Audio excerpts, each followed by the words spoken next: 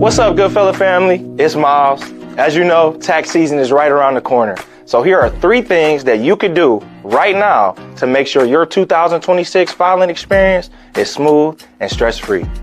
Start gathering all your documents. Get your W-2s, your 1099s, your child care invoices, your summer camp receipts, 1098-T tuition statements, mortgage interest forms, business expenses.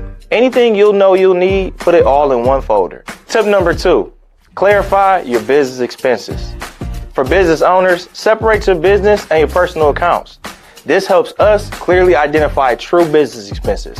Things like supplies, marketing, equipment, software, mileage, subscriptions. If it's personal, keep it personal. The cleaner your books are, the stronger your deductions will be with us. Tip number 3, let us know about major life changes. New baby, new job, marriage, side hustle, buying a home. All that impacts your return. Please don't wait until the last minute. At Goodfella, we help you prepare smart and file confident. Start early and let's get you set up right for 2026. Come on, act like you've been here before.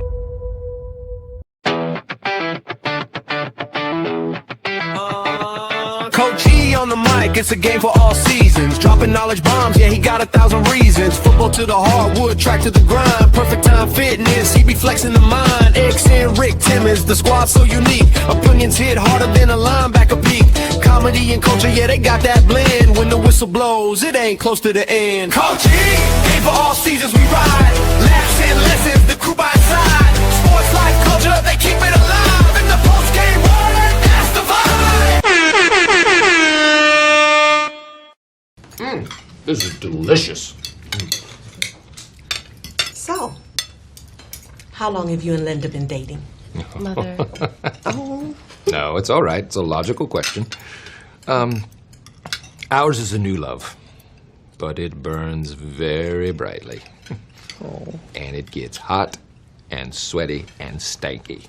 There's some stank on that love. what are you talking about? Let's put it this way. I'd be busting nuts like a squirrel. We don't have conversations like that over dinner. What are you doing? I'm addressing the white elephant in the room. I'm breaking down the barriers of race by assimilation. And that's all I'm doing. You're coming off like a jerk. I think it's going well. If you haven't noticed, we don't converse like that. Okay. Look at Big Papa down here. He's saying to himself, shit, look at this honky. Sitting at my table eating my food in my house? Touching my daughter? I have touched your daughter. Honey. We have done things, Papa. You ain't gonna like it none.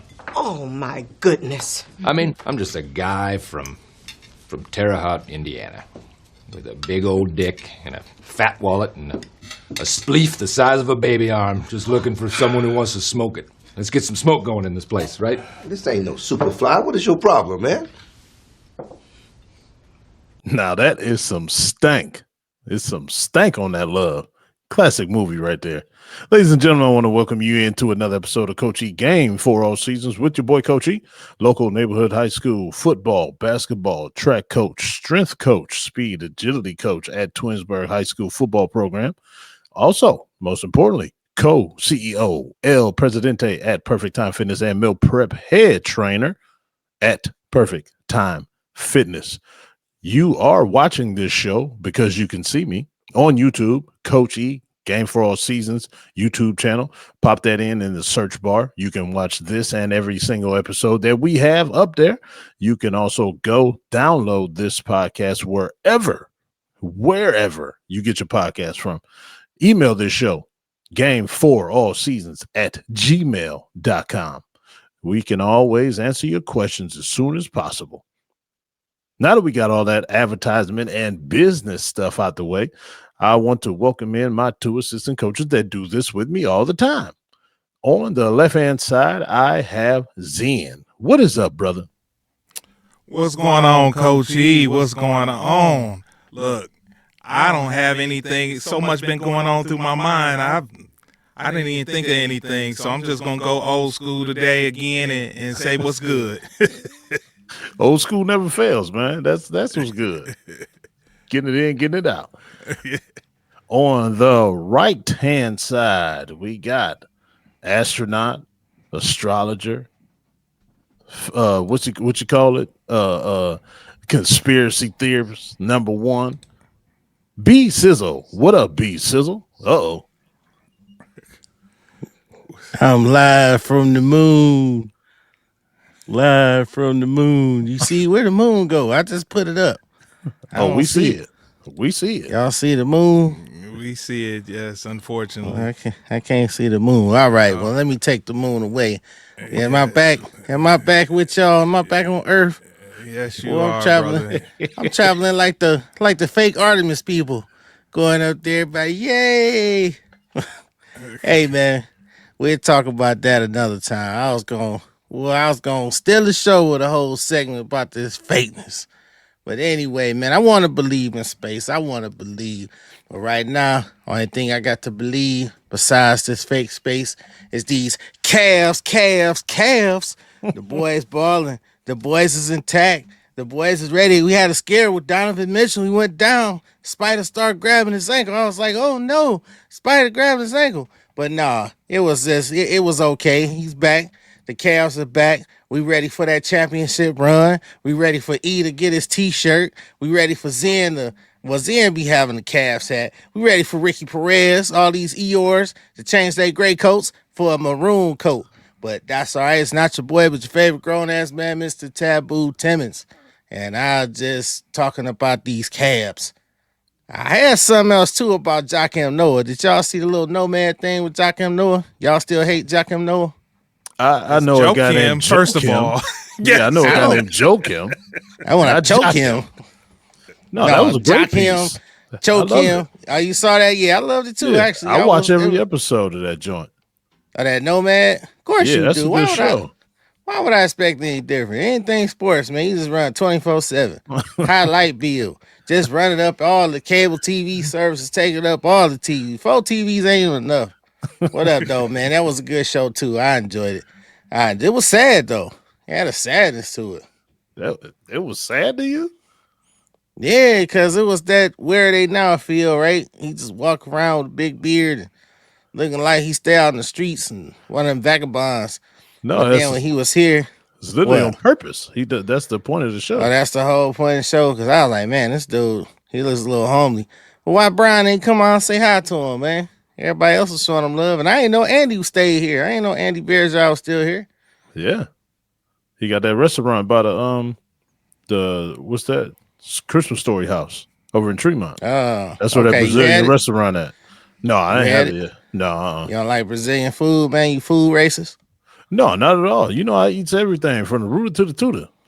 Why you ain't ate the Brazilian food at Bearjaw spot? I mean, technically, Brasa and Texas de Brazil is Brazilian restaurants, so I've had plenty of that. You ain't about to flip that on me, brother. And what Brazilian dish did you have? Did you have some plantains or anything like that? You did? Yeah, absolutely. You actually had the bananas. You see Zen, quiet as a church mouse. He don't eat that mess. Right, Zen? Soul food only.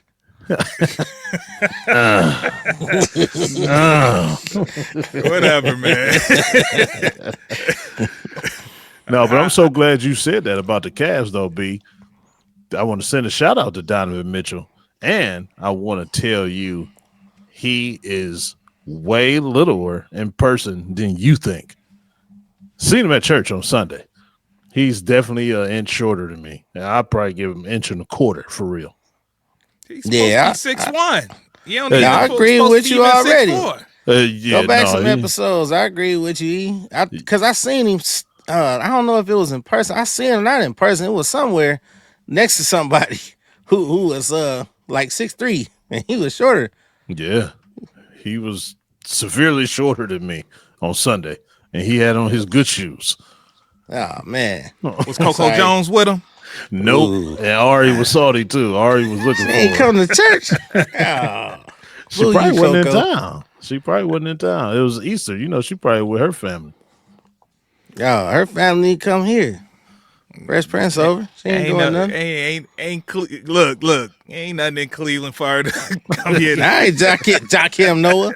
Not on Easter. Joakim Zen. Ain't nothing in Cleveland. I told you, man. It's only a matter of time before she pull that boy out of Cleveland and be like, all right, I done did this Cleveland thing long enough now. That's a plant. She was hired by one of them other cities, man, to get him out of here. I know that's what it was. Hired by Coach E. One of them. Nah, I barely knew her. Here. I only You ain't knew her watch from Fresh the Prince, music. man. Nah, I'm not watching that. Can't do it. Really? It was Nah, good. never. Tell him, it was good. Look, I can't tell you. I ain't watched it either. It's on Peacock. So I thought you was watching it. It's on Peacock. Nah, I ain't paying for Peacock. Never seen one episode. That's actually good though. It's good. Shout out. It's good. Shout out. It's good. Hey, y'all coming to the concert, man? I forgot, man. You know I supposed to been mentioning the concert.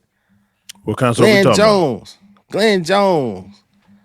Rick Mo Productions. Glenn Jones. No clue who that is. You don't know who Glenn Jones is? 2026. Hold you don't know man. who we've on. Come on, man. Play some songs. Go ahead. Yeah, go ahead, B. Play them some songs. Hey, once you play it, I'll probably know. What is it, R&B or something? You know, yeah, we've only just begun. The night is not over. That was a song. Oh, yeah. Hey, Since you said man. that, yeah, I know that. I never knew that was his name, though. Yeah, he gonna be here in town, man. Rick Mo Productions. I'm working with him, and I get through my style manager thing. Hey, man, where Mike Head at? I believe he's here still. You still got his contact? Oh, let me see if I got his contact. Yeah, absolutely. I try to reach out over Facebook. I might have a job for him. Oh yeah, no, I know now. Yeah, bro. Oh yeah. April 25th, 2026, up at the American Croatian Lodge. You can get your tickets at Mr. Albert's. Oh yeah, that place is nice, dude. I was gonna be the sound man originally. It was real nice, huge spot. Oh, what happened?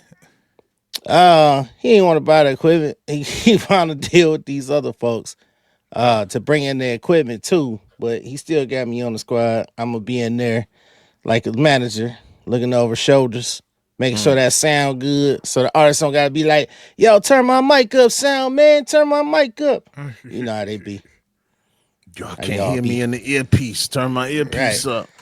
And in between, but hopefully, if I get a hold of Mike Head in time, man, I'm suggesting him or my boy D-Hawk to be the MC, because he got this other dude, but them two dudes funny, man. Them two are the funniest dudes in Cleveland, man. Nothing against nobody else who I ain't seen, but them two cats, man, hey, they need to come together and put on something. But if Rick put on something with like comedy, he talking about in the future, definitely gonna reach out to both of them, because that would be amazing. Yeah, I believe you're here because, matter of fact, he was just active on Facebook, so he should be hitting you back. All right, let me see. Hopefully. If not, I'll shoot him a text. Yeah, shoot him a text. Yeah, might have a spot for him. Well, what's up, man? What we talking about today, fellas? And I want to talk about this college basketball. Is it over? Thank goodness. Unbelievable. This guy's so disrespectful, then. But I do want to give a shout out tomorrow. It will be Thursday. Y'all probably won't be hearing or seeing this till Friday, but Thursday, it is the Part 3 contest at the Masters. It is Masters weekend, and all you loyal Game for All Seasons listeners know how I feel about the Masters. So tune in to the Masters this weekend, please. CBS. You already know. It's going to be on ESPN, the Part 3 tomorrow, ESPN. The Masters, great golf, great course. Masters. 4K TV, it looks great. So all you 4Ks out there, turn it on, man. Oh, I know what's going on here. I know why you ain't talking college basketball. You talk golf before bat. Say congratulations to the team who won. No. Boy. Not doing that. Hey, Come on, somebody man. don't read the rundown. That's all I got to say. Somebody just... Right. I read it one time today. It changed. It's Ricky's fault. Ricky, it's your fault. Bruh. Look, he didn't read the rundown. He didn't listen to before we hit record. I was like, these two things were reiterated twice to him. Like, y'all do everything while I ain't here. And they be like, where you No, get it? you were literally here. I'm He never told here. you. As of late, I'm here, but I ain't here. You think I'm here right now? Hey, the moon thing was not a joke, ladies and gentlemen. He is there. I ain't here. Hold on, let me put the moon back on. That's where he is, somewhere. You'll find I him. can't see it. I want to see it too. Hey, I tell you what though, y'all got to be hip to these youngsters, man. Pay attention to these youngsters because the way they act. I'm around youngsters every single day, all day, right? And they mental. Just today, I'll give you a nice, clean example today. Then I'll go into the story. So I'm training this young guy, right? And he plays baseball. So I'm like, did y'all have practice today? He was like, yeah, but the coach had to leave. So we end up not practicing. I said, wait a minute. I literally just asked you, did you have practice today? And you said, yeah, but no, we didn't. The correct answer is no, we did not have practice today. But he went into a disclaimer of how and why they didn't have practice after him saying, yeah. So just to give you a little preview where their mind is, man, they might be on the moon with B. I really believe so. They live on the moon with B. So I don't know if y'all been paying attention to this young black culture. Pooh Shiesty is a rapper out of Memphis, Tennessee, correct? And he is signed to one of our era rappers, RD, aka Gucci Mane. I say RD because it was a police report that was being released from Dallas, Texas. It was supposed to be a meeting in Dallas, Texas between Pooh Shiesty and RD.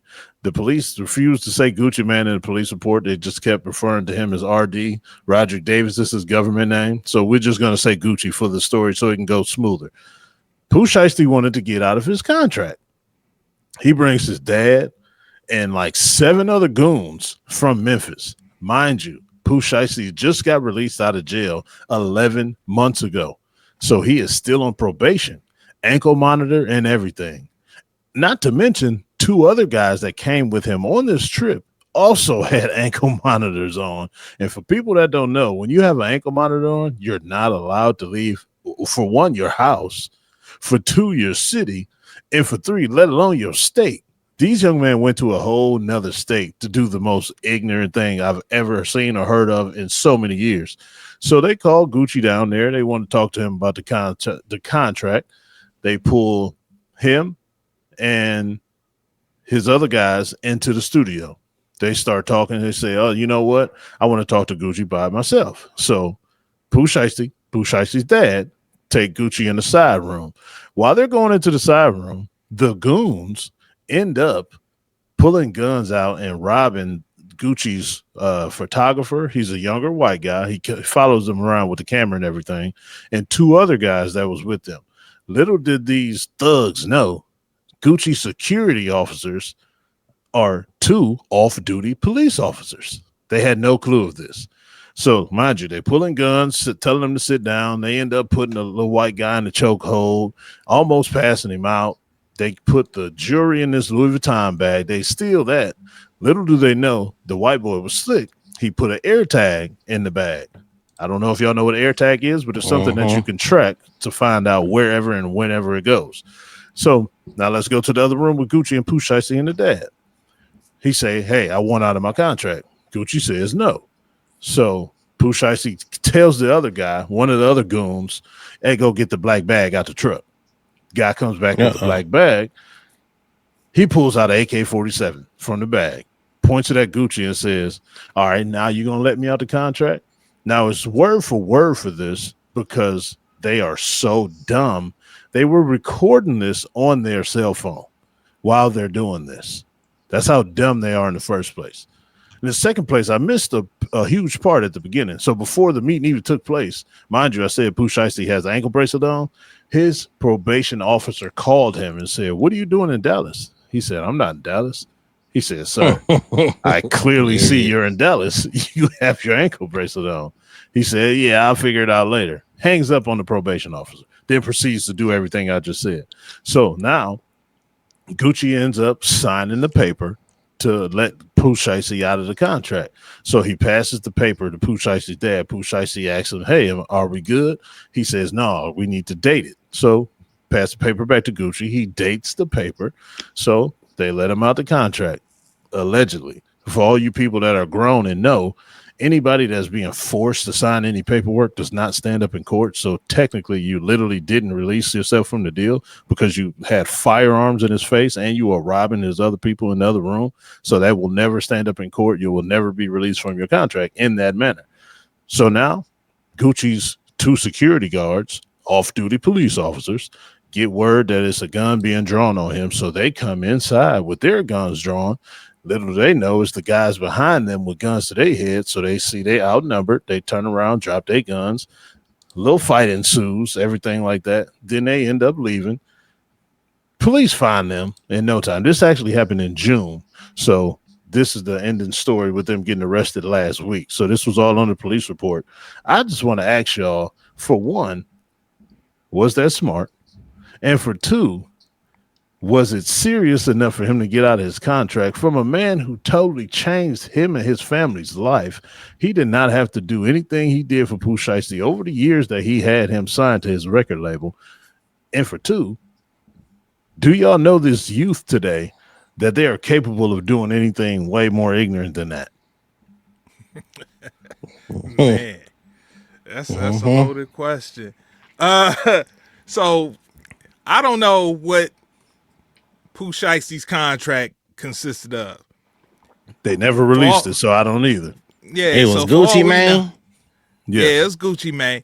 So I was like, for all we know, he might have been in a bad contract. And so that's why he wanted out, and the only way he knew how to get out of it was through the means that he took. But also, I was like, when I heard the story, I was like, he might have asked for his release. I'm wondering if he asked for his release prior to this incident, and then this was what made him, after hearing Gucci Mane said, "Nah, I'm not releasing you." Because, as we know, Gucci Mane does have a schizophrenic diagnosis. Yes. He might have called Gucci on the phone and on one of them days, and Gucci was in one of them episodes and said something that just wasn't quite vibing with my man Pooh Shiesty. He's like, "Oh, word? Okay, I got something for you." Hey, fellas. We going to Dallas. Like, so Right. it was like, yeah, and bring that with you too. And so it's like, yep. Tons of that. And off to Dallas they went. And it's like, okay, so you talking like that. Okay, so now you going to let me out the contract? But yeah, his execution was horrible. Absolutely horrible in every which way. It was horrible. Gucci got a reputation of bad deals, man. Like, because a lot of people say, I don't know if he was still doing it when old boy got signed, but a lot of people say Gucci would come in and drop $1 million on you, right? But let's just say you bigger than $1 million. That's what you locked into. So You talking about Waka? Is that what it was, Waka? I thought it was a few people that was like that. It was Walker, because he was saying that when he signed the deal that Gucci gave him, he had $1 million in his pocket, and the deal that Gucci presented in the papers that he signed was only $50,000. That's what the deal was worth. Yeah, see, and you selling more than that. Even if they come give you some money, they don't give you shit. What they giving you is a bill, a advance, a loan that you got to keep paying back. So yeah, that's what I'm hearing. Like, it's a lot of accusations that was throughout the years. Let's see, artists were not adequately supported, leading to low earnings and disputes. Yeah, so, and plus he got that. So yeah, he probably handling business like Big Red over there or something. Basically, that's exactly what it was. That's what this story reminded me of, was Big Red. My office hours is from 9 to 5. That's exactly. The only thing was missing was him hanging him over a balcony. That was it, man. Yeah, man. That's hilarious. Yeah. That's how that happened in real life too with Suge Knight and Vanilla Ice, didn't it? With Vanilla Ice, yeah. Mm-hmm. For that song, that beat. But hey, guess what? It worked for Suge. You're right. That contract stayed voided. So, hey. Man. Folks killers over that money, man. Look what Sony allegedly did to MJ. We just say allegedly. Everybody know this story. He on the moon, y'all. He on the moon. Yeah, no. I actually gotta reprimand myself on this one, because just in case some good things go good with Sony, I want to be on their good side. So, because we all sell out sometimes. Shots fired. But I just don't understand what was the end game though. So what if Gucci would have stood like 100 feet down, not 10 toes down, 100 feet down with an AK in his face, and he still said killed. no? It got killed. And the sad part, you're not getting out of your deal now. I mean, clearly you're still not, but for them to go that far and to think that that's the length you got to go to just to get out of a business deal that you signed in the first place. You didn't have to sign it. Let's keep it real with that. You saw the deal before you signed it and you still signed it. So you have to be happy with what's happening. And you still was making your money touring. You was making tons of money a show. They say he was making over 6 figures. I mean, he was making 6 figures per show. So I mean, was he making it and taking it, or just making it? You can make it, but won't take it.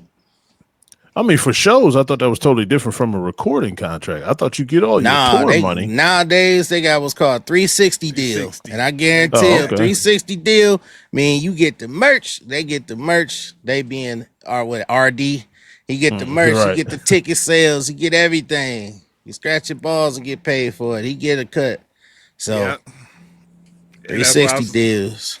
And especially with how the music industry is set up now with this streaming and it's not making as much money as it once was. Yeah, that's record labels' way of making it now. We make it on everything you do. It don't matter what. We getting a piece of that action on anything that you do. So yeah, that 360 is out here getting cats in here. I wouldn't be surprised if he was signed to it, but like Willie D said, it's like everybody gonna sign a fucked up deal in the record industry. Is especially now. Yeah, it's no good deals, period, ever. Well, let me ask y'all a question. Everything. Because problem is, all right, you got a gatekeeper. You got to go through. You got to pay the gatekeeper. You know, we know all the stories. Let me ask y'all the question though. If it came down to this podcast and somebody was throwing some money, they say 360 deal. Because you know what they say, 100% of nothing is nothing. But they offering everything. 360 though, they want a piece of everything. Do you take it? Yes or no? I'm saying no. Because what are we doing at that point? What did we work hard for at that point? We done lost everything. They offering a chance to get it really off the ground, to skip a lot of the hard work and finances, you know, because they ain't nothing but loan sharks. So they saying, okay, we're going to come in. We're going to give you our marketing department. We're going to take you from your numbers to millions of streams. Just sign the deal. And what am I getting after these millions of streams? Like we just said. Oh, yeah, we going to get paid. We getting paid too. We get everything you make, though. Not everything. We get a piece of everything. So anytime you get booked, anytime you get booked, but you look at it as you wouldn't have these opportunities without my backing. See, I'm sounding like Kevin Leary now.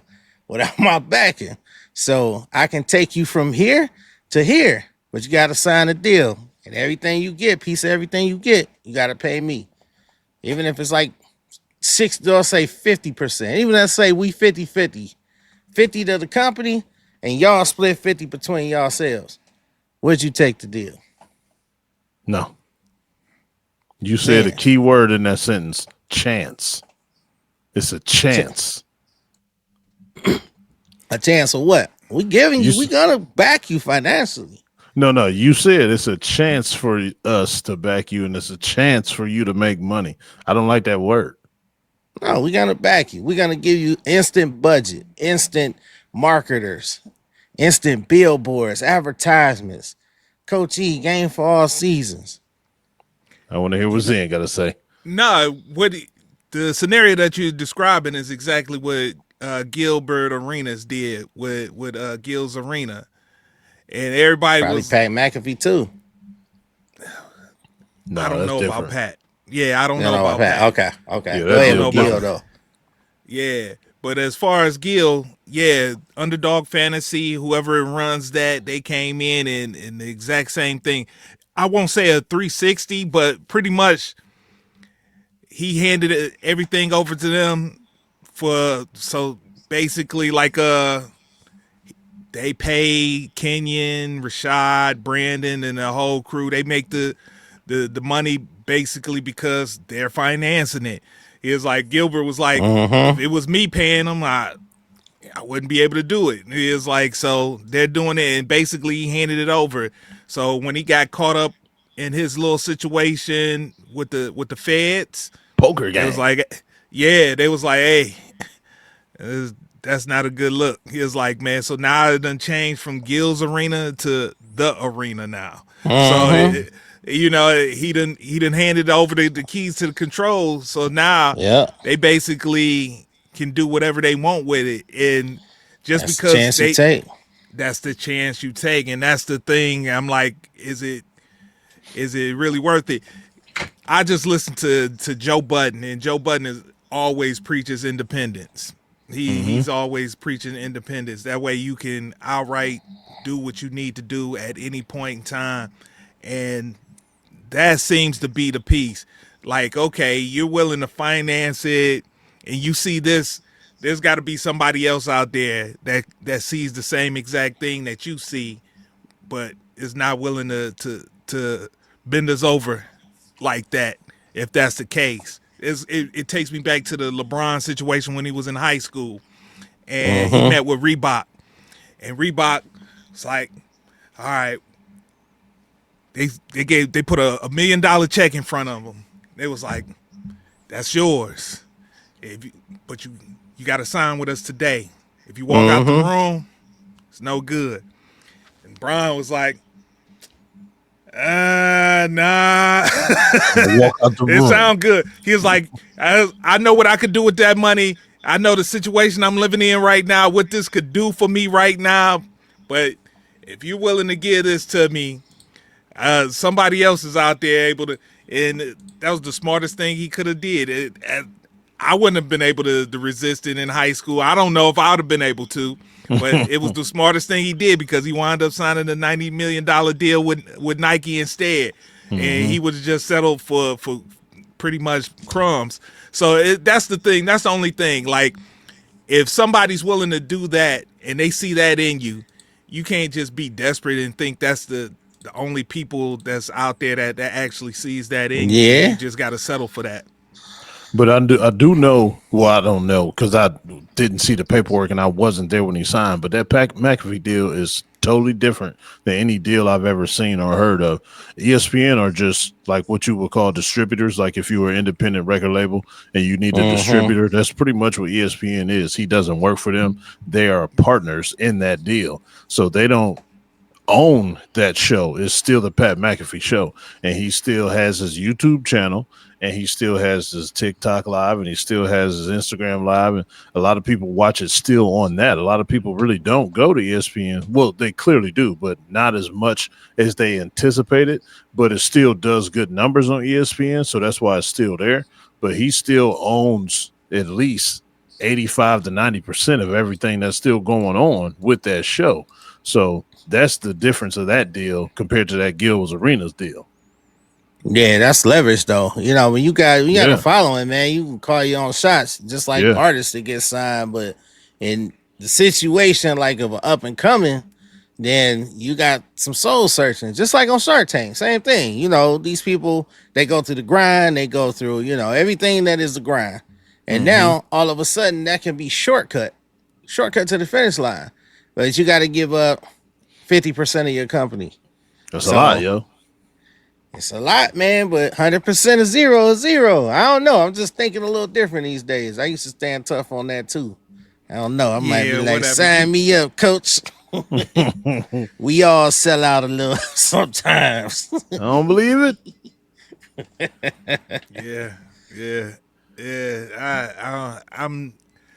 I can't. I'm not there. But well, okay. There we go. Well, I'll tell you where we are. Since we was talking about Pooh Shiesty being from the city of Memphis, Tennessee, we're going to transition to the NBA in Memphis, Tennessee. Everybody's been speaking out about this subject, especially LBJ, LeBron James.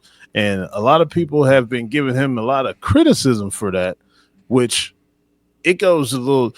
See, I know, Zen, I know you feel it, and I know you'll probably side with them, because I read another article today Well, first of all, let me set it up. LeBron James was saying how much he doesn't like to play in the city of Memphis. The hotel is horrible, and just everything about the city of Memphis does nothing for him. So he released a video a couple years ago. They was having a concert outside of the arena before the game. He was in the hotel across his parking lot, and he was filming, and something was going on where people needed to go to safety or something. And the band was still playing on the stage, and he was like, look at this, man, they don't even care. They still playing the music, and they need to be getting to safety. And look at everybody dispersing from the arena and everything, blah, blah, blah. But he was very adamant on how much he hates playing in Memphis, Tennessee. So I read the article saying that it's not such a good look for him to say that about a southern city full of black folks. And the southern cities really don't get the light shined on them as a New York City, as a Chicago, as a LA. The only one that possibly could is Atlanta, pretty much, because it's known as like the Mecca of black people in the South. But they was comparing it to Shreveport, New Orleans, Memphis, cities like that people don't come to because of comments like that, and especially from a comment from a person on that level that has that big of an outreach and that big of a platform and that many people listening to him. So that means that many more people won't be coming to Memphis because he was saying that. But I totally get it. I do, sports wise, but everybody else is talking about that black side, about how we going to increase the black dollar in the southern cities. That's small when you got bigger people on a bigger scale like that, putting them down.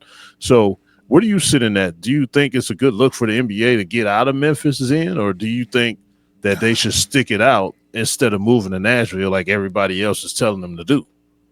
See, so Brian, I was cool. So you said the concert, but the clip that's going around is he was on a show called Bob Does Sports, I believe it's called.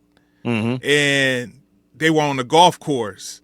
And I seen that too. Yeah. So while he was on the golf course, he was asking him about the travel, and he was like, yeah, at first he took a dump on Milwaukee. Mm-hmm. He was like, man, what I look like sitting at the Hyatt on a Tuesday, on a random Tuesday. So hold on, B, are you there, or did you do that on purpose? I don't know what he got going on. Yeah, he's on the moon for real, people. What is going on? All right. So I'm gonna let him figure his stuff out. All right. But he was like, but the only thing, he talked trash about Memphis, and he was like, what I look like doing something on a random in the city of Memphis on a Thursday and whatnot. And we talk about this, that, and the other. I get it. You was cool saying you don't like going to play in Memphis. Everybody got they little things that they don't like. I think where he took it a step too far was saying that they need to move to Nashville. Mm-hmm. Once he said we need to move to Nashville, now you talking about potentially hurting the economy for the city of Memphis and things of that nature, and potential jobs, things of that nature. That's when you taking a step too far. You starting to mess with potentially people's livelihood, and that's why I was like, I was good with that. Just don't mention having to move.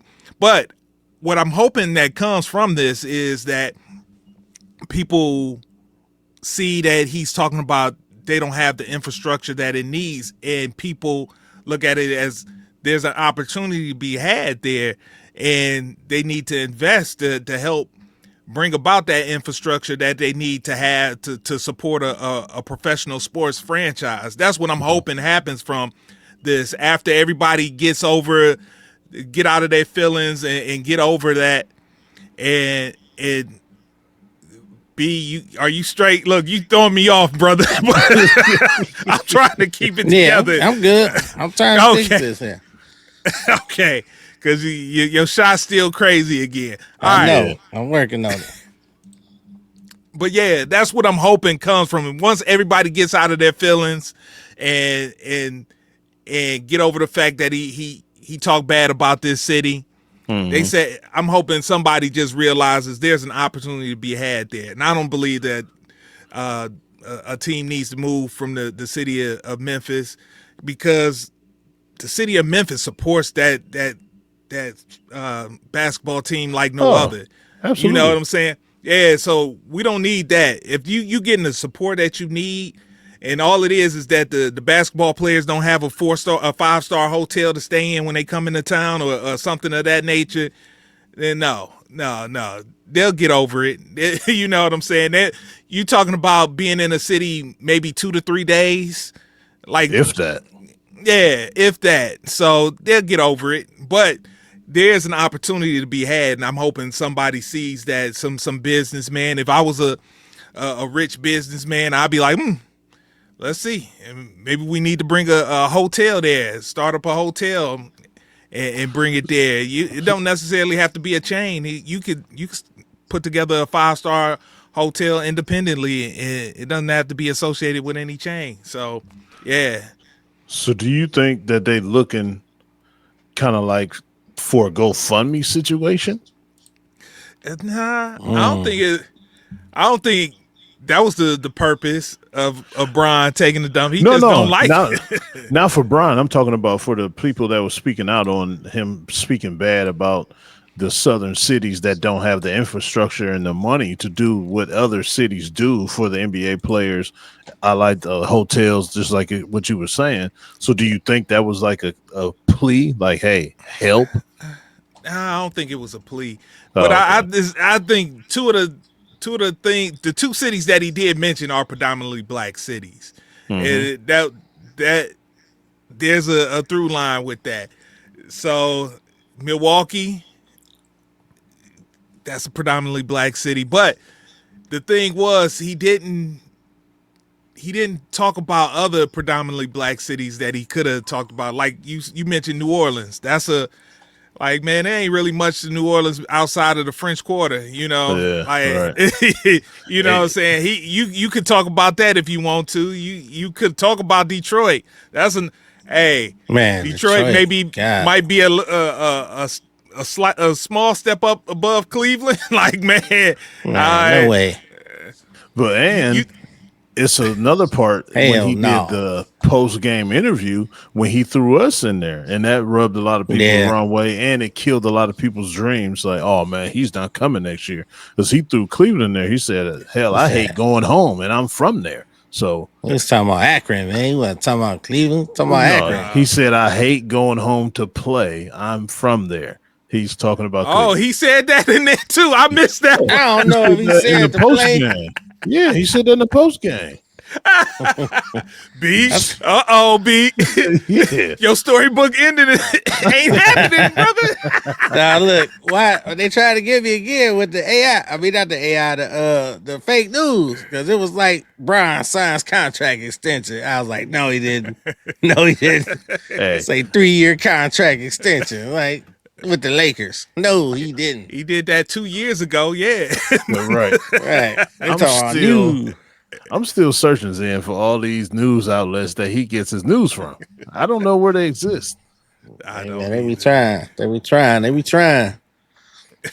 But yeah. I don't think so. I just think it just happens to be they just don't want you talking bad about a black city when knowing that the situation, you know, folks are disenfranchised. So yeah, of course. It's not going to be one of your top cities that you go to. They don't have it like that. But like I say, I'm hoping that instead of people talking bad about it, they decide to just go ahead and do something about it to help bring about some change. But go ahead, B. You finally got your stuff together. Yeah, man. It's real short, sweet, and simple, man. People need to get the stick out their asses, man, and I miss some times when people can just say stuff, you know, man. Yeah. If he don't like going there, so then what? He don't like going there. Like, he ain't entitled to his opinion. Everybody like, I get the platform and woo. I mean, Brian, is it really a lot of people that's gonna not go to Memphis because Brian said so? I don't think so. Yeah. it don't help. It doesn't help. You'd be surprised. Yeah, what can make a person opinion change or their perception of a city could be changed by that. His name carries weight. Other players have said it in the past, so he's not the first to say it, but he has carried the most weight, and thus it makes it funny that those Martin Luther King shoes he was wearing. Right. And I was like, I thought you loved Memphis. Oh shoot, well, that was a flop. Maybe that's why he mad, because the shoe was a flop. He got to get revenge. Nah, that didn't matter either one way or the other. Nike was gonna get their return on that, but yeah, I'm with you. But his just carries the most weight, and that might have some people. So hopefully the backlash will help counter that. But I'm hoping he's good with that though. But yeah, I do plan on going to I haven't been to Memphis. I've been to Nashville a couple of times. I've yet to visit Memphis. So one of these days I do want to bring me back some barbecue. That's what I'm saying. I want to do some barbecue. Yeah, I haven't been to Beale Street either, but I did hella time in Memphis because my brother lived there forever. So word. Yeah, Nashville. He went to Tennessee State. So Nashville. Okay, I messed up. And said Memphis, but my brother lived in Nashville. He went to Tennessee State. So after he got out of school, he stayed down there for a while. He just got back up here in 2013. That's when he came back here. But he was down there for a while. So I was a frequent visitor to Cassville, Tennessee. Yeah. Well, look, hey, no state taxes. Hey. Yeah. What? No state taxes? Oh, man. No, not in Tennessee. Not in Tennessee, not in Texas. Set up a business. Tennessee, Texas, and Florida, right? Yep. Texas? Yeah. Florida too? And Nevada. Yeah. Oh, yeah, okay, yeah. Nevada. I'm about to set up some companies down there. Well, no state taxes. Set those up. But that barely helped with the jock tax, though, because it's still federal. So. Yeah. Oh, but still. It's a chunk that they ain't got to lose, but the feds still outweigh everybody. Damn feds. Feds watching. All right, I'd love to pay that tax. I would be happy. Here you go, tax man. I would happily pay that damn tax because I'm making some money. By the boatload. Exactly. Now, B, you was talking about the whole Luka Dončić. As we talk about LeBron, you was talking about Luka. Something came up about Luka on your timeline that you found interesting. Yeah, and this actually, I peeped it, but then dude's like, yo, and then I was like, okay, I can go back and check it out. So basically, everybody know Luka hurt. Everybody in LA holding their breath.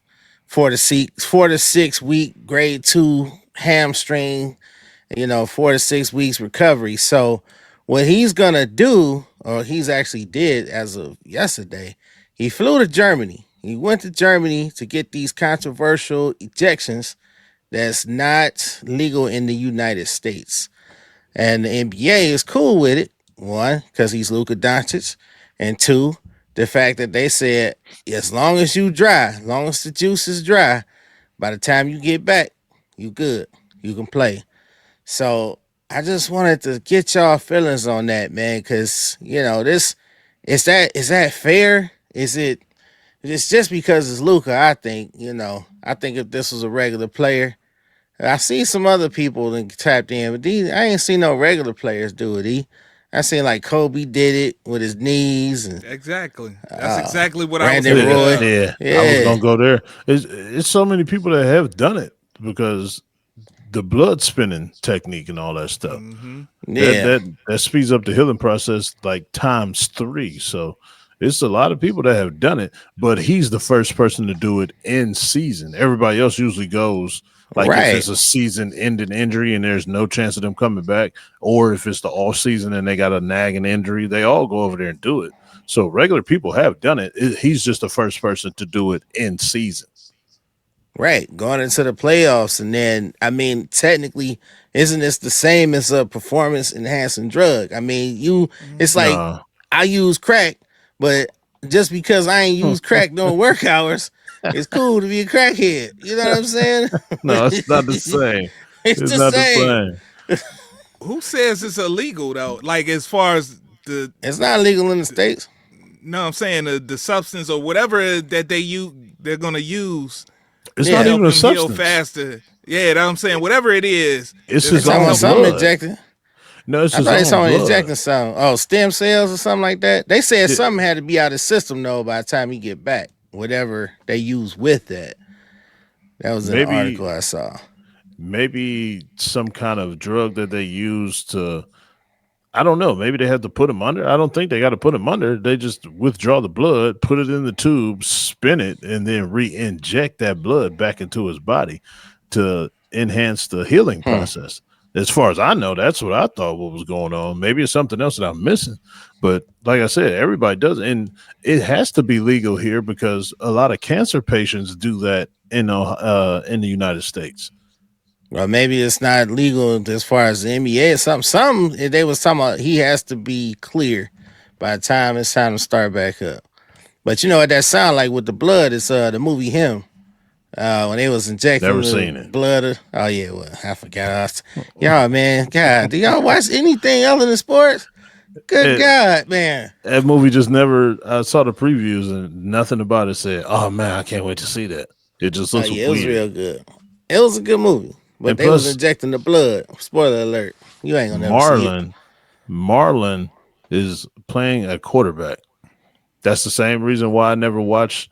What the hell is that show with the Tay Diggs as the coach? Can't watch that. All American. Zen's favorite show. I'm not watching that. Tay Diggs is not a coach. I'm not watching that. It's Hey not man, real. best acting of Marlon career. Best acting. He'll never top it. Like Michael B. Jordan. He'll never top it. all right. And to speak on what you're talking about, so it is what E was talking about with the blood spinning. So the what is it called? Dang it! I just had it up here. So the platelet rich plasma. Yeah, yep. So there's that, but then there's also a combination of stem cell treatment as well too that he's going over there for. So Oh, he getting his clone blood. Okay, that makes sense. Blood from the clone. Yeah. So basically, that's all it is. Let's see. They said Dončić is also likely to undergo additional treatments, including high power laser therapy, red light therapy, pulsed electromagnetic field therapy, soft They already wave do that therapy, here. hyperbaric oxygen chamber therapy, and cupping. Yeah, stuff They ain't gonna that tell you. already goes on with. Right. But I think on top of the spinning with the blood and them probably turning the temperature up on the red light and everything like that, that may speed it up. That's what I think is going to cut that time in half. But he could do all that other stuff here. But the blood spinning, that's the coup de grace right there. Yeah, and what Beat was talking about, the NBA players and teams have autonomy over medical decisions as long as no banned substances are involved. So Yeah. basically, yeah, he's able to go over there and do that because there's no bans. You being the conspiracy guy, allegedly there's no banned substances involved, so he should be good. So the everything should be on the up and up. It ain't nothing new.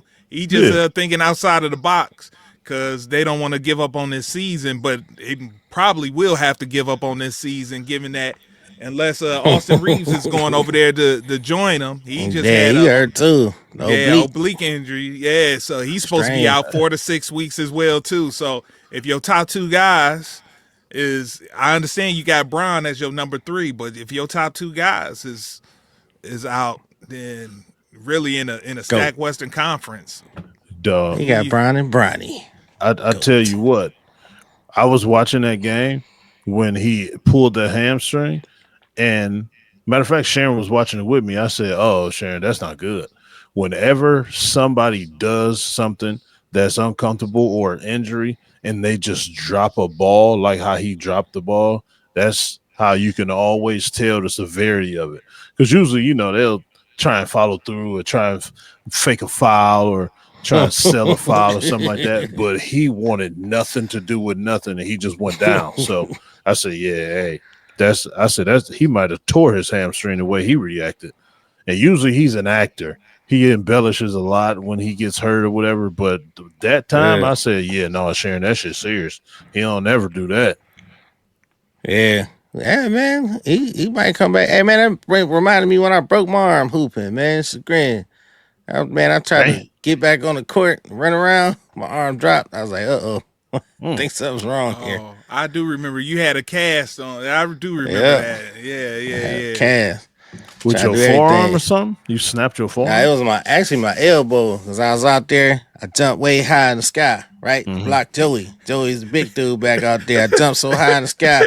On the moon. And then he jumped too, right? A whole 2 inches, whole 2 inches he got off the ground. He jumped. My foot got lodged on his waist. No, I was actually high because my foot got lodged in his waist. And he jumped and took me up higher. Next thing I know, I'm going up. I'm coming down in slow motion. I'm like, oh shit, they go to the ground. So his foot got lodged in his sock. No, he fell down. Tell you. Okay, keep going. I would have survived. I would have survived that fall. I'm interpreting it. Man, they say they heard it. Everybody heard it. They heard the snap. It was my elbow. I didn't know that story. Oh yeah, you ain't never heard that? Yeah, I was out there hooping, man. I was like, oh, something wrong. I tried to keep playing, but how Jason Tatum come back so quick? And he doing what he do. Did he do some Superman clone stuff too? Good ass doctor, man. They got the procedures now so down pat of everything that you could possibly tear, break, or anything, especially on that level when that kind of money is involved. You got the best of the best doctors in the freaking world. And plus, if you do everything that you're supposed to do and then some without pushing it too far, you could do it. You could recover that fast. Yeah. Everybody's body type is different. And he young too. That what helps. And I would wonder if Indiana was in the same boat as Boston, but Indiana is the worst, got the worst record in the league. So Tyrese Halliburton, we won't know for sure. But also Tyrese tore his a couple weeks later than Jason Tatum did as well too. His was in the very last game of the NBA season. So the latest you could possibly go. Exactly. So, but I think a lot of it had to do with, and then Jason Tatum said that's all he focused on was the rehab. He was laser focused on that rehab. You got nothing else to do, man. He was determined. He was even talking in that offseason like he was gonna make it back during the season. I did. He was talking that talk. So hey, I give him his props. I was happy to see him. I ain't gonna lie. Now that's out. You can lose. Go home. It's a possibility that his surgery might have been different. I don't think they reattached his Achilles with another piece of muscle or something. I believe it's something different, that he's that comfortable to move freely and stuff like that. I'm gonna have to do more research on that. I don't want to speak on it, and I really don't know. But the way he moving and the way he playing, you don't see no second guessing in his first step and his change of direction, nothing. So he had, for one, the best doctor in the world, whoever did it. And for two, it has to be a new, improved way that they did that surgery, because it just looked like he been playing all season damn near. Yeah, ain't missed a step, man. Time for the playoffs. And them fuckers been holding on, man, for so long. And then he comes step right back in, man. Damn, Boston. Vooch came back, so that's huge. Who the blue hell is Vooch? Vucevic. Yeah, the big man they got from Chicago. You know, the one that's going to kill Evan Mobley. Yeah. Oh, no, Evan on him. We got that man Jared creating his own shot. Going to the hole, dribbling it up. Yeah, I was yelling at y'all too, man, because when you dribble and you lay the ball up and you take somebody and create your own shot, it still shows as a layup. And a layup is not a push shot. Me and Rob was having that debate. Was y'all who was pro layup and who was pro jumper? Rob drank y'all Kool-Aid, man, just like on the WNBA. Yeah, he was agreeing with y'all silly guys, man. Talking about a push shot is a layup. It is not. And then he went as far as to say a stationary layup. Makes no sense. Look at his face. That's a bunny. That makes sense. That's a bunny. A stationary layup is not a layup. You have to be moving, man. We ain't gonna start this, you man. don't. So everybody know I'm right. America, mind you, once again, he broke his arm playing basketball, jumping 1 inch off the ground. Man, that's allegedly. That's what y'all trying. Y'all ain't see me. He was trying his push shot. And I did mean to bring this up since you brought up your hooping skills. Zen, this was a classic day. I don't know what made the stars align that we hooped together on the same team. Me, him, 2 of his sons, and was it Derek? It was Derek, yeah. Yeah, and Derek. That was our 5. Yeah. We ran the court in Solon for so many games. It was so hilarious. You know, I'm a competitor, and I was being serious, but it was so funny with B. Every time I would look at him, he'll be doubled over, like breathing so hard. He like, man, they curious on this. I'm dead. I ain't got no win. They running up and down the court, man. Like, do y'all know a half court offense? We was outside too, and it was hot that day. So we was literally on the blacktop hooping for hours. He was so dead. Lose. I'm like, somebody please win. I hear B. I hear that coming out of his mouth. You gonna have to carry us on this one, man. They throw the ball. I use my last bit of energy just to take the shot. I'm like, I'm down over. They throw the ball like, The funny part too, some of them shots that he talking about, he was hitting them like off the glass, like some of the craziest tired man shots of all time off the glass. Everybody that we was beating, that whenever he'll hit that shot, all you would hear was, man, he ain't did nothing all day. He gonna hit this on us. I became a decoy. I was dead. I came to life. Hit the shot. Go back to sleep. Oh man, that was hilarious, man. Only to have Instagram and Facebook back then that would have 2 million hits on the first day, guaranteed. Oh my goodness. All right, look, hey, we got a request before we get up out of here. Hey, folks want our thoughts on the March Madness now that March Madness has concluded and we have 2 champions. Mm-hmm. So, gotta say, this has been a good year for the Big Ten. You alluded to it last week, E, and it came true. Mm-hmm. So, Indiana won in football. They won the national championship in football. Now you got UCLA. Still doesn't feel quite like that's a Big Ten school, but technically it is. That's so weird.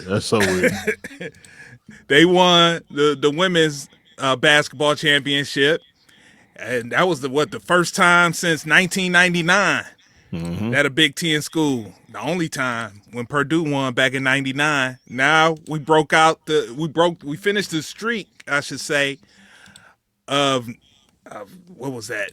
26 years in men's basketball. That was back in 2000 when Michigan State and Mateen Cleaves and the Flintstones won it. Flintstones. And so, yes, that's taking you back. So we in that 26-year drought with Michigan capping off the men's title over UConn on Monday night. So I know I went on ahead and said it, so you didn't have to say it, E. I do have a quick question. So if you were like us and you were a Michigan fan of the Fab Five and back then, I want to know how many Michigan fans are happy about this championship. Do you think they were more thrilled about this one, even though they actually won the championship, or were they more thrilled about it back then, losing in the national title game back-to-back seasons? because I way feel more like enthused back then. Way more. that's what I was like, and they actually won it this time, and I'm like, yeah. I was like, the people from our generation, yeah, they won it, but all right, Don't hit the same.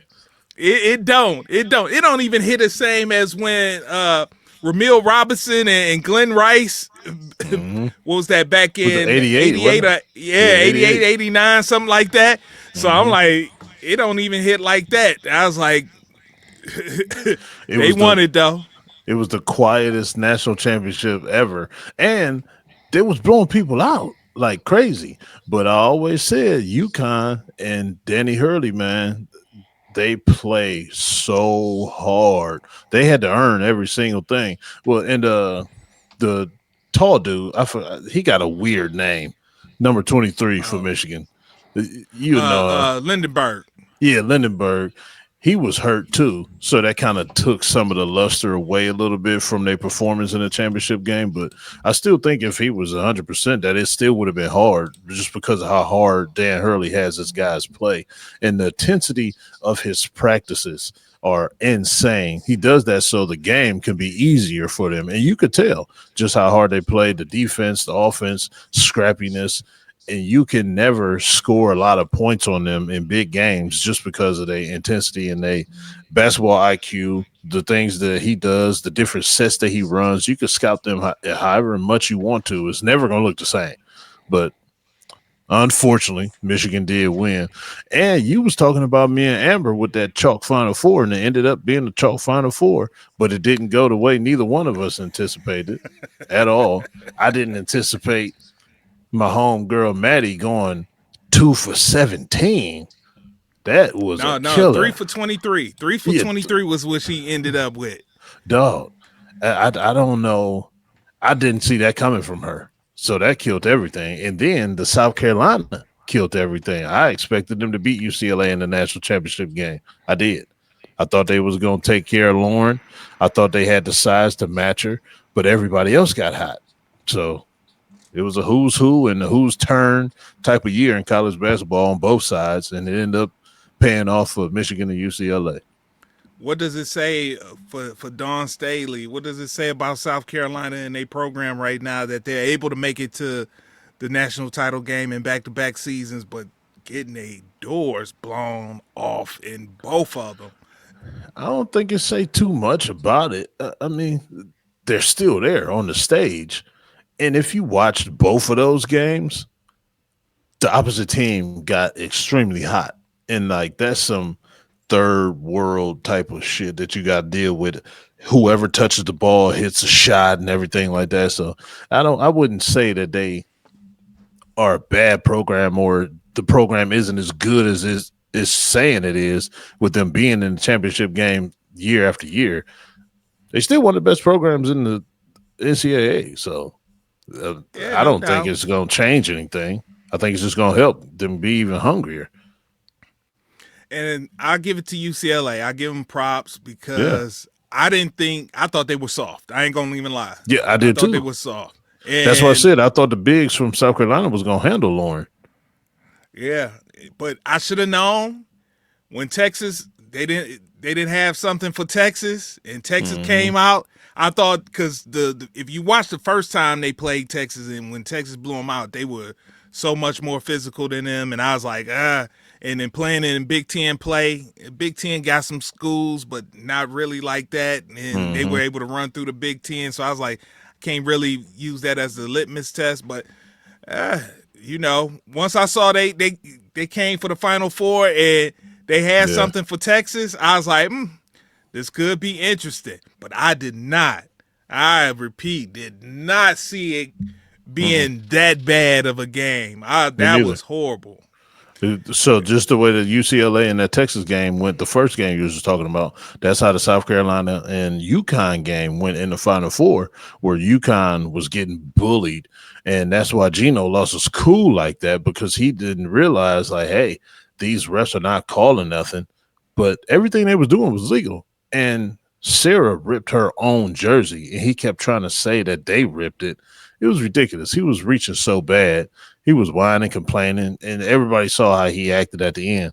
I'm so glad Don didn't go South Philly on him and smack the spit out his old mouth, knock them glasses off his face because she wanted to so bad. Way to keep his composure, Don, because I don't know if I could have did that. He was tripping. Hey, she had to though. Yeah, It wouldn't have been a good look if she'd have lost it. Even though we feel Juwan it was Howard. justified, you see where that landed him. So yeah, yeah. So you can't do that. She did right. She definitely did right. Yeah. But people are wondering because how Gino acted, his whole reaction, and he is 72 years old. Is the game starting to pass him by? He could be Nick Saban right now. You know how Nick started to look towards the end? That he didn't want to deal with the NIL and all that stuff. It was just too much. It's starting to look like Gino right now. So I don't want to say the game is passing him by, but I think he's just getting up there to continue at the pace that he set for himself all these years.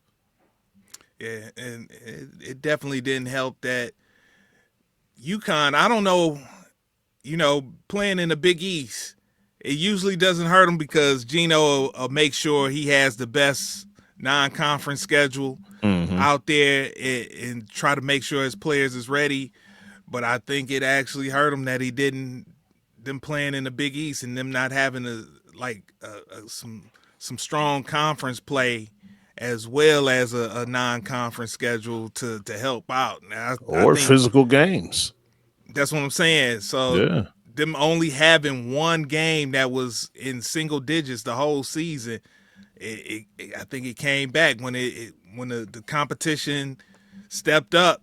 Yeah, they wasn't quite ready for it. Yeah, they wasn't ready for it. What South Carolina was ready to bring to them because they had some tough teams, but nobody on the level of as physical as a SEC team they played on they schedule. So yeah, that was good. So now, who are your standout players in this tournament? Who you walk away like they had a good tournament? Men and women. Men and women. Say the boy name again. Michigan boy. I forgot his name. Yaxel Lindenberg. He actually showed me that he can play a wing in the NBA. I thought he would be kind of like just straight big, but he kind of showed me some things on the perimeter that he was better at ball handling than I thought. He was better with jump shooting than I thought, and he's already very athletic. So he kind of increased his stock a lot this tournament. And then the freshman from UConn, the one that hit the game-winning shot, I actually like his game. He's way more athletic than he seems because he was doing certain things. I was like, oh, man, I just pegged him as a shooter, clearly, just because he's a white guy. Not even going to lie. You just think of him just being a pure shooter, but he was doing a lot of other things. And on the women's side, Javier Jaquez's little sister, she's really good too. But everybody else, I expected everybody else to do their thing on the women's side because, like you said, it's always going to be the consistent on the women's side. The great ones is going to be great because there's nobody really no regular player is going to match that level on the women's side. But Jaquez, she opened my eyes. I really wasn't hip to her like that. I knew she was on the team, but I didn't expect her to play the way she did, especially in the championship game. And she had a decent tournament all around. But I was disappointed in AZ Fudd in the semifinal game. She didn't step up the way that I thought she was. Hey, I got to give it to Amber. She called it. Yeah, she did. She called it. She did. I got to give it to her. She was a system player. Yeah, and you saw that for sure. Yeah, she wasn't one of those. She's not one of those that can go get her own bucket like that. Like, it's all dependent on the system. And you saw when somebody had something for her, she could be nullified, and she was in that semifinal game for sure. So I got, hey Amber, I tip my hat to you. And one more, I know I'm a mess up. A guy Meeker from South Carolina. Did I say that right? Number 44, the tall, dark-skinned one. A guy Meeker. Oh yeah. Man, I don't even know how to pronounce her name either. She had a good, a great Final Four. Like that was the biggest stage and she stepped up. I didn't see her doing that at all. But man, she had a great tournament. Real good tournament. She put herself on the map. And she's a freshman too. Yeah. I'm trying to think. Is that the one that came mid-season, if I'm not mistaken? Yeah. Yeah. And she's definitely she definitely did her thing. In South Carolina is in good hands. And I said I got to go ahead, even with Juju coming back next year. I'm gonna go ahead and give South Carolina the title because I don't believe Joyce Edwards is gonna walk away from South Carolina without a national title. Yeah, I don't think Dawn gonna do that for her. They get Chloe back too. And they get Ashlyn. Well, I don't know. Ashlyn was putting some hands on some folks. So Ash Watkins, if she comes back, you pair her next to Joyce Edwards. Joyce Edwards. You pair her next to Joyce Edwards. Mm-hmm. You got how I don't want to say, but I'm gonna say it's like putting a goon. You know, she gonna make sure nobody touches Joyce and let Joyce do her thing. So Joyce can handle her own now. Yeah, she can. She can, but it's gonna help that having Ashlyn, and Ashlyn got that reputation. So I look for. That's why I say I don't see Dawn letting her walk out the building without a natty to her name. So I'm gonna go ahead and call it right now that South Carolina gonna win it all next season. All right. I think that does it for us, fellas. You know, I think we covered everything. I know B took a little nap. It's okay. You'll be all right. I was sleepy just like when I watched that women's dunk contest. I was like, man, what is this? Women's dunk contest, bro. You just starting to make up stuff. No, I was searching up dunk contests. They do dunk contests in college. They do a dunk contest. Not the women. I seen women in a dunk contest. No, you saw the McDonald's All-American game dunk contest. It was women in a dunk contest. No, I ain't say McDonald's. I remember McDonald's got them tasty sandwiches. I actually watched the college dunk contest and Shaq's son won. There was no women in there at all. Women's dunk contest. Yeah, here we go with these news sources. Nah, man, it's right here. I sent it to y'all offline, man. I sent it to y'all. Okay. Off the all air. right, brother. Women dunk contest. See, I gotta educate y'all, man. Y'all fairy weather fans. I thought y'all knew everything. What channel was it on, sir? I don't know no channels. You don't know no channels. You just flicked your stolen cable. I'm calling cable vision on you. Yeah, because they won't pick up because they're no longer a company. Disconnect you from the pole.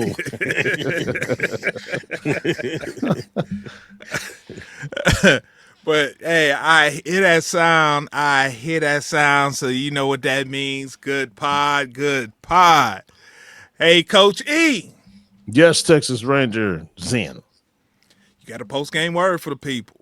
Yes, I do. All right, ladies and gentlemen, gather around, take a knee, all eyes on me. Today's word is one is everything. I repeat, one is everything. How you do one thing is how you do everything. So you wondering why your breakthrough hasn't come yet because you're not treating that one thing like you're supposed to be treating that one thing. That one thing you may think is so minor is the biggest thing that you could possibly do because that's going to help you conclude and execute the biggest things that you need to execute. You're not executing the way that you need to because you're taking those little things for granted. You had plenty of opportunities and you neglected to pay attention to that small detail. So how you do one thing is how you do everything. Tighten up those little things so you can make sure you do all the big things good. How you do one thing is how you do everything.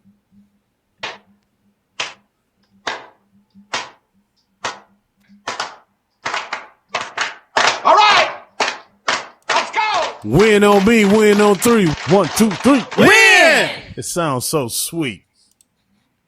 All right, ladies and gentlemen, thank you for listening to another episode of Coach E Game for All Seasons. Ricky Perez, you will be fined one more time for your no call, no show. And don't forget, people, it is coming very, very close to that tax deadline. You see the emblem on the screen. Good fella, you need to holler at them. We will run that commercial during the show, so you will see it and you will contact them and you will get your taxes done. With that being said, see you next week. Thank you for tuning in to Game for All Seasons with Coach E. Remember to hit the like or subscribe button on Coach E's YouTube channel. To listen on the go, download wherever you get your podcasts. Also, make sure to follow Coach E on Instagram, X, and TikTok at BigF216. Contact us at www.perfecttimefitness.com for one-on-one or group training sessions. Our theme music provided by Mr. Taboo Timmons on SoundCloud at Mr. Taboo Timmons. Once again, thanks for listening and see you next week.